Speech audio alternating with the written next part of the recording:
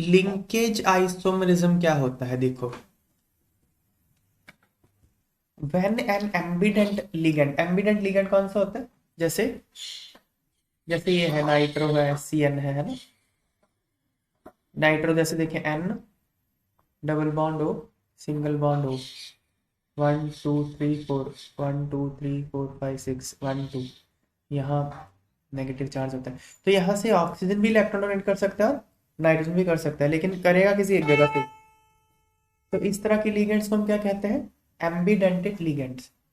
ठीक है, तो अगर किसी कॉम्प्लेक्स में जैसे ये है, इन दोनों कॉम्प्लेक्सेस को देखो, इन दोनों कॉम्प्लेक्सेस में ये सारा पार्ट तो सेम है, यहाँ पे NO2 यहाँ पे ONO है, मतलब यहाँ पे जो है नाइट्रोजन ने लोन पेयर डोनेट किया हो, यहाँ पे ऑक्सीजन ने किया हो, दोनों का मॉलिक्यूलर फॉर्मूला तो सेम ही है।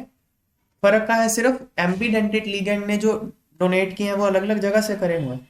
इस तरह के आइसोमरिज्म को हम क्या कहते हैं, linkage isomerism. When an ambident ligand is linked through different atoms in different complexes, the complexes are called linkage isomers. सो ज्यादा चांस ठीक नहीं है, होते हैं नहीं डोनेट ज्यादा में। चांस की बात ऐसे नहीं होता, अलग अलग कॉम्प्लेक्सेस में अलग अलग होता है। ठीक है, तो उसको ambient ligand ambient sorry linkage isomers कहेंगे। तो क्या है क्वेश्चन, क्वेश्चन तो पढ़ ले पहले। Name the type of isomerism when ambident ligands are attached to central metal ion. तो अगर सेंट्रल मेटल आयन के साथ एम्बिडेंट लिगेंड अटैच्ड होगा तो कौन सा आइसोमरिज्म होगा, लिंकेज आइसोमरिज्म होगा। दो एग्जांपल पूछ रहा है, तो बता दिया HCN माइनस और NO2 आर एम्बिडेंट लिगेंड्स।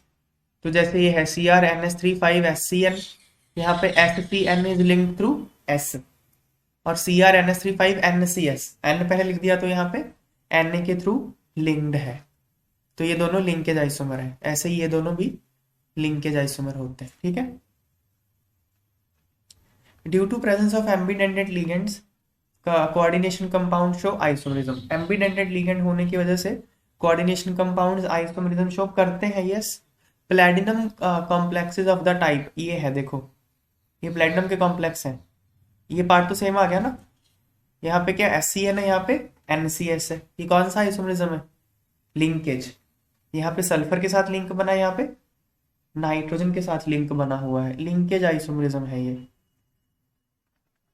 फिर देखो, which of the following complexes show linkage isomerism, इनमें से कौन है जो लिंकेज आइसोमरिज्म शो कर सकता है, बताओ। देखो जहां पे एम्बिडेंटेड लिगेंड होगा वो कर सकता है, ये देखो NO2 एम्बिडेंटेड है ना, ये कहाँ कहाँ से कर सकता है डोनेट, ऑक्सीजन से भी कर सकता है, नाइट्रोजन से भी कर सकता है, तो ये कर सकता है शो, है ना। ये तो नहीं कर सकता, यहाँ पे तो वाटर में तो सिर्फ ऑक्सीजन डोनेट कर सकता है, यहाँ पे तो कार्बन ही डोनेट करता होता है, कार्बन कार्बोनिल में, ये नहीं करेगा। यहाँ पे तो नाइट्रोजन ही डोनेट करेगा, लेकिन यहाँ पे सल्फर भी कर सकता है और नाइट्रोजन भी कर सकता है, तो ये एम्बिडेंटेड लिगेंड है, ये कर सकता है लिंकेज आइसोमरिज्म शो, ये भी नहीं करेगा, इसमें एम्बिडेंटेड लिगेंड है ही नहीं कोई। EN का मतलब इथाइलिन डाइमाइन होता है, ये NH2 CH2 CH2 NH2, इसको कहते हैं शॉर्ट में EN, इथाइलिन डाइमाइन। तो यहाँ कहाँ एम्बिडेंटेड लिगेंड है, नाइट्रोजन डोनर है, तो 1 और 3 आंसर होंगे इसके।